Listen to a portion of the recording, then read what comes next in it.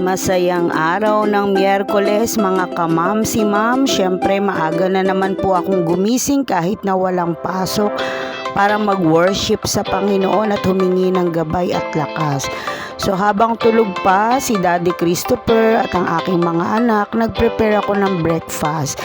Ginamit ko yung waffle maker na nirigalo ko kay Doa kasi mahilig siyang gumawa ng pancake. So this morning, tinry ko para sa breakfast muna namin ni Daddy Christopher habang sila ay tulog pa. Inayos ko muna. Yan, simple lang. Nag-mix lang ako ng ready na pancake. Nilagyan ko ng egg and water. Pinrepare ko yung butter. Nilagay ko dyan sa waffle maker. At saka ko po nilagay yung mixture.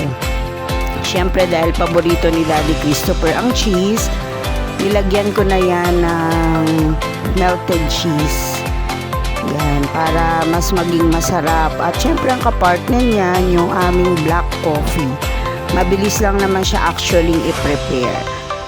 So dito hindi ko muna lulutuin lahat. Makakagawa kasi dito ng 4 na square.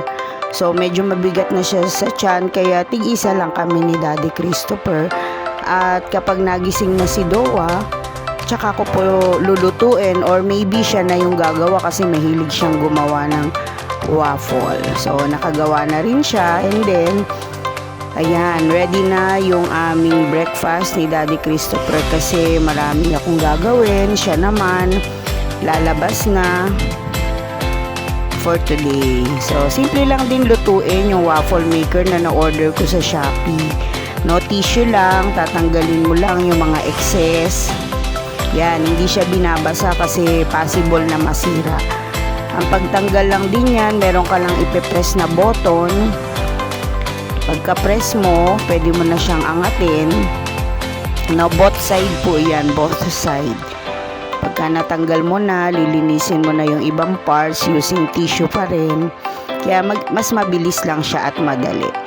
Ayan, so ganyan lamang po yung paglilinis ng waffle maker na yan. So malinis na, pwede na yang itabi para sa susunod. At tapos sa amin mag-breakfast, ang hinarap naman ng inyong kamam si ma'am ay napakarami na namang labahin. Actually last Saturday naubos ko na yan, pero syempre madami kami, kaya damakmak na naman yung aking labahin. So unahin ko muna ibabad yung mga puti. Gumagamit din ba kayo ng anyel, ng chlorine, ng baking soda at Ariel? Yan yung gamit ko kapag kaputi yung lalaban para mabango at maging malinis. So dahil may leftover kami na ulam kagabi, dahil nga nabusog doon sa pinrepare ni Daddy Christopher na Bake Mac, iinitin ko lang, hindi ako magluluto. At si Ella nag-decide siya na magbaon na lang ng Argentina na may patatas. Yan, siya na yung nagluto niyan. So that's all for today, folks. Thank you for watching. God bless everyone.